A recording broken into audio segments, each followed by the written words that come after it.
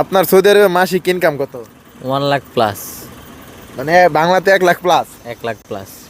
আপনি এখানে কি কাজ করেন? বলদিয়ার কাজ করি। বলদ দিয়েতে তো মাত্র 600 রিয়াল 500 রিয়াল বেতন। জি, বাকিটা আমি পার্ট টাইম কাজ করি। আমার নিজের গাড়ি আছে, চালাই। এই গাড়ি চালান? জি। সব মিলে আপনার 1 লাখ প্লাস বাড়িতে পাঠাইতে পারেন? জি, 1 লাখ প্লাস।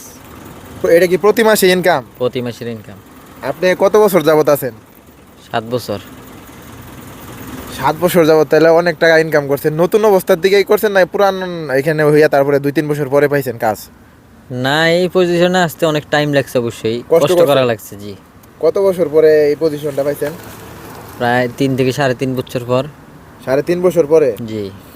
তাহলে যারা বলদিয়াতে আসবো তারা কি আপনার এই পজিশন সবাই কি পাওয়ার সম্ভাবনা থাকে? অবশ্যই আছে, কষ্ট যদি- করতে হইব। কষ্ট করতে হইব। সময় লাগবে হবে তো ইনশাল্লাহ, একদিন না একদিন ঠিকই, কিন্তু কষ্ট করতে হইব। এই লাইনে কষ্ট করা লাগবে। জি।